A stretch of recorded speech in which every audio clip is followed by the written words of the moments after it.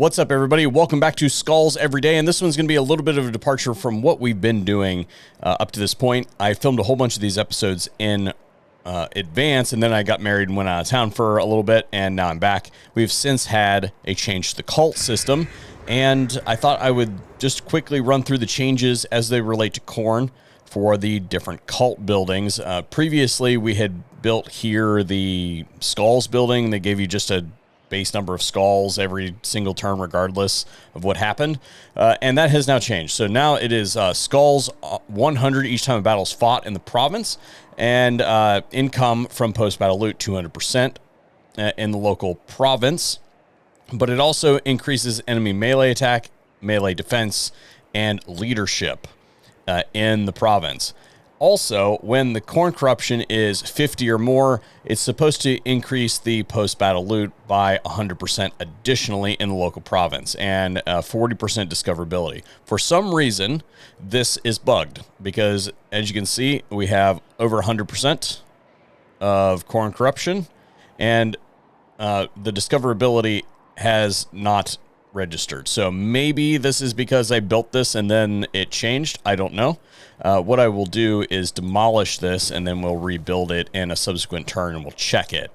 The other options, well, first for this one, I would say that you build this cult building and then you rampage around in that area, hoping to increase your post-battle loot and loot some skulls, basically. You would build that and then stay in that area and smash things up a fair amount. If we look at the other options, casualty replenishment rate plus 20% when Khorne corruption is 50 or more, skulls 30 per turn. So this would be something that I would probably build in this region because this is an area that is owned by Valkia, and this would continue to generate skulls, and I forgot to mention income generated 200.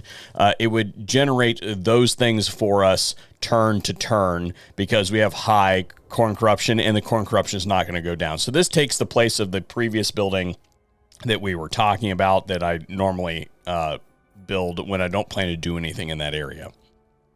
Next, we have Bloodhost +1 turns, initial bloodthirst attrition immunity. So you'd build this and then generate bloodhosts in the region, although I'm not sure how that would work.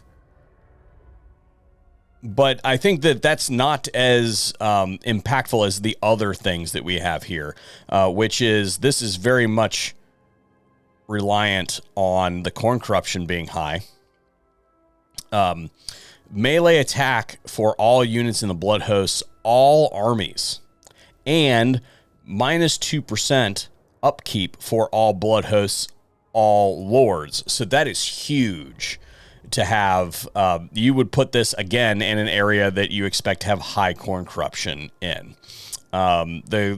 This section doesn't really do much for me, I don't think. So I would say that that is much more impactful than previously. And then this one instantly replenishes all units faction-wide. Cult building is destroyed. Prevents other rituals from being started in this cult because you would destroy it. And war declared on a random faction. So this is like you've been rampaging and you took a big hit the previous turn, and now you want to replenish to full on the next turn. This is big. Given that you are Khorne, I don't think that this is that big of a deal. You don't have many allies anyway. So it would be interesting to see if it is possible to have this pop and then declare war on your allies. That would be interesting to see. But other than that small percentage chance, like if we were to look at this, do I have any allies whatsoever? I have a vassal, or excuse me, defensive alliance with Marathi and vassal Clan Morse. And that's it. So of all the other hundreds of factions still on the board, I think there's a very small percentage chance that it happens. and not really something that I would concern myself with too much when it comes to Khorne. So I'm going to delete this, see if in a subsequent episode that pops back up. And what I'm probably going to switch this to, if I could, I'm probably going to switch it to this one. Yeah, so this whole thing with the all armies, all lords, upkeep, and melee attack, I want as many of these as I can possibly get. The other major change that I would say for Khorne is if we just find a cultist here, this cultist now has the ability to establish that cult. Whereas previously, you had to wait for those cults to pop up, and that was only available really in Slaanesh. You could establish cults through Slaanesh with your cultists and nobody else, which didn't make a whole lot of sense to me, but now we have the ability to do that, and I think that is a major substantive change. However, that is going to drastically change the meta for Skarbrand's campaign, because no longer will you be able to do what we did in this campaign, which is hop all the way up to the Chaos Wastes, establish a new base of operations, and basically get out of this region.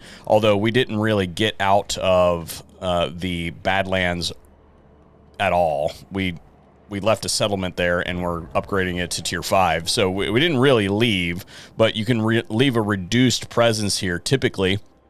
And now that is not really an option. You would have to send a cultist all the way up here to make that happen. And just to give it an idea of how hard that would be. So that's 1 turn, 2 turns, 3 turns, 4 turns, 5 turns, 6 turns, 7 turns, 8 turns, 9 turns, 10 turns. And that gets us about halfway there. So you're looking 20 turns to get, maybe even more, maybe more like 30 turns to get all the way up to the northern Chaos Wastes. That's provided that you didn't use any of the sea lanes or anything to get up there. But anyway, that is the look for today, and we'll pick up with Skulls Every Day next episode.